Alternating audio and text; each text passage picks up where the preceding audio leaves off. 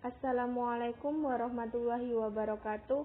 Kami dari kelompok 10 yang beranggotakan Anggun Rahmatirta Kusuma, Fahulia Uswatun Hasanah, Frisilia Amelia Putri, Maya Elia, Mei Putri Anggraini, dan Sabrina Cipta Rafelia. Di sini kami akan membahas tentang pidato. Yang pertama, pengertian pidato. Pidato menurut Cermat Bahasa Indonesia ialah kegiatan berbahasa lisan. Sedangkan menurut KBBI, pidato adalah berucap di depan umum untuk tujuan tertentu.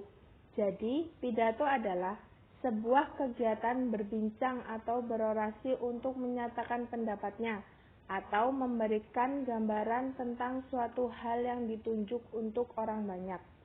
Pidato biasanya dibawakan oleh seorang yang memberikan orasi-orasi dan pertanyaan tentang suatu hal atau peristiwa yang penting dan patut diperbincangkan.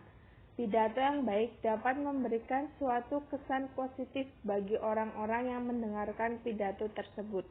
Kemampuan berpidato atau berbicara yang baik di depan umum dapat membantu untuk mencapai jenjang karir yang baik.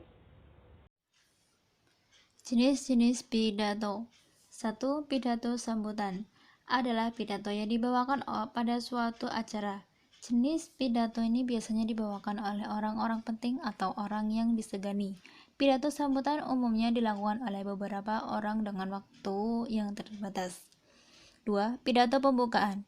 Pidato pembukaan adalah pidato singkat yang umumnya disampaikan oleh seorang pembawa acara atau MC atau Master of Ceremony. Pidato ini hanya berisi sedikit kata-kata dari pembawa acara. 3. Pidato pengarahan merupakan pidato yang disampaikan seseorang di mana tujuannya untuk mengarahkan suatu pertemuan atau rapat. 4. Pidato peresmian merupakan pidato yang disampaikan oleh seseorang yang dianggap penting pada acara peresmian. 5. Pidato pertanggungjawaban adalah pidato yang disampaikan oleh seseorang yang bertanggung jawab atas sesuatu kegiatan atau acara.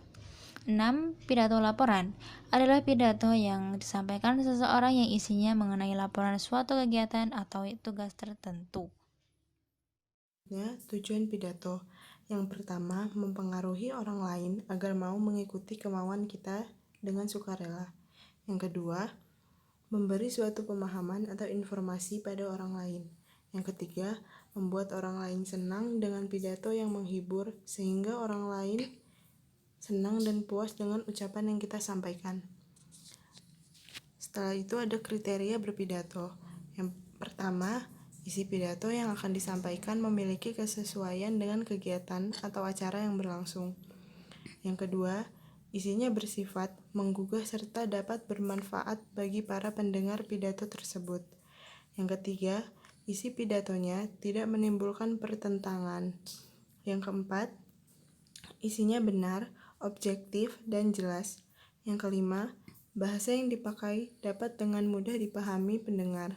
Yang keenam, bahasanya disampaikan dengan santun, bersahabat, dan rendah hati. Praktik pidato biasanya dipraktikkan oleh pemimpin organisasi kepada anak buah organisasinya.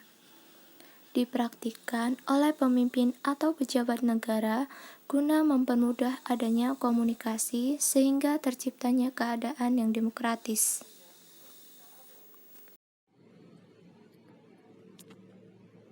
Kerangka susunan pidato.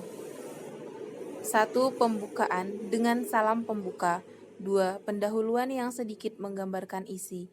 3. Isi atau materi pidato secara sistematis. Maksud, tujuan, sasaran, rencana, dan langkah. 4. Penutup. Kesimpulan, harapan, pesan, dan salam penutup. Fungsi pidato. 1. Mempermudah komunikasi antar atasan dan bawahan. 2. Mempermudah komunikasi antar sesama anggota organisasi. 3. Menciptakan suatu keadaan yang kondusif, di mana hanya perlu satu orang saja yang melakukan orasi atau pidato tersebut. 4. Mempermudah komunikasi. Tata tertib dan etika berpidato. 1. Pembukaan. 2. Sajian isi. C. Metode berpidato. 1. Impromptu. Metode ini merupakan metode pidato yang dilakukan secara spontan atau tanpa persiapan terlebih dahulu. Yang kedua, memoriter. Metode ini merupakan metode pidato di mana penyampai pidato menyampaikan pidatonya dengan cara menghafal teks yang sudah dipersiapkannya. Yang ketiga, naskah. Metode ini dilakukan dengan cara penyampai pidato membaca naskah pidato yang telah dipersiapkannya jauh-jauh hari. Metode ini sangat cocok digunakan bagi yang tidak pandai berpidato di podium tanpa teks. Yang keempat, extemporan. Metode ini dilakukan dengan hanya menyiapkan poin-poin penting dari tema yang hendak disampaikan, sehingga penyampai pidato tidak perlu membuat teks pidato secara utuh. Sekian materi tentang pidato dari kelompok kami. Kurang lebihnya mohon maaf dan semoga bermanfaat. Wassalamualaikum warahmatullahi wabarakatuh.